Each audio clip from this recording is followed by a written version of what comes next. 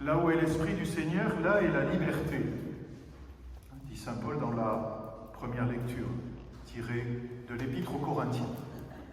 Là où est l'Esprit du Seigneur, là est la liberté. Nous avons reçu l'Esprit du Seigneur. Récemment, nous avons célébré à nouveau la fête de la Pentecôte.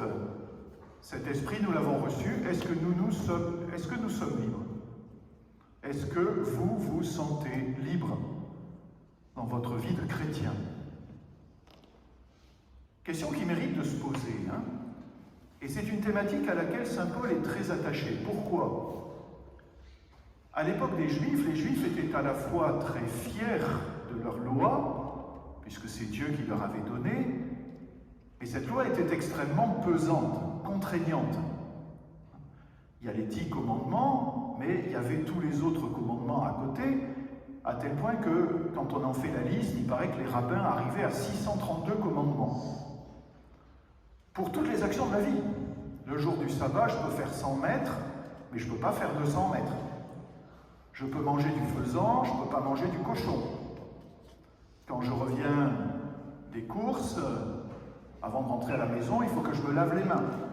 Donc du matin jusqu'au soir, pour chaque activité, il y avait un commandement. D'où l'impression de carcan. Et saint Paul nous dit, Jésus est venu pour vous libérer de ce carcan de la loi. Maintenant, ce n'est plus le règne de la loi, c'est le règne de la grâce de Dieu. Donc, vous êtes libérés de la loi. Oui, mais en même temps, vous avez entendu l'Évangile. Saint Matthieu au chapitre 5, qui a l'air de dire l'inverse. Qui a l'air de dire, en fait, la loi, pour vous, chrétiens, elle est encore plus exigeante. Pourquoi? Dans la loi, il y a « tu ne tueras pas ». Et Matthieu fait dire à Jésus, oui, mais ça ne suffit pas. Si tu regardes ton frère avec mépris, tu seras passible du tribunal. Si tu le traites d'imbécile, tu seras passible de la géhenne de feu. Qui n'a jamais traité son frère d'imbécile? Au moins dans son cœur. Ça ne nous arrive jamais. Jamais, jamais. Donc alors, qu'est-ce que ça veut dire? Est-ce que nous sommes libérés de la loi, ou bien est-ce qu'au contraire, la loi est encore plus exigeante pour nous, puisque Jésus va plus loin, d'après saint Matthieu? Eh bien, la réponse est l'Esprit Saint, justement. Parce que l'Esprit Saint, en fait, nous est donné, si nous l'accueillons, il habite au plus secret de nos cœurs, il est notre lumière intérieure, notre force intérieure, et c'est lui de l'intérieur qui nous montre ce que nous sommes appelés à faire ou pas appelés à faire, ce que nous devons faire ou ce que nous devons éviter. En d'autres termes, pour nous chrétiens, le plus important, ce n'est pas tellement ce qui est écrit et qu'on devrait respecter comme un code de la route ou comme un code civil. Bien sûr, il y a les commandements, les 10 commandements restent. Mais on ne se contente pas des 10 commandements. Le but, c'est que notre vie plaise à Dieu. Que Dieu, quand il nous voit du haut du ciel, nous dit, voilà une vie comme je la veux.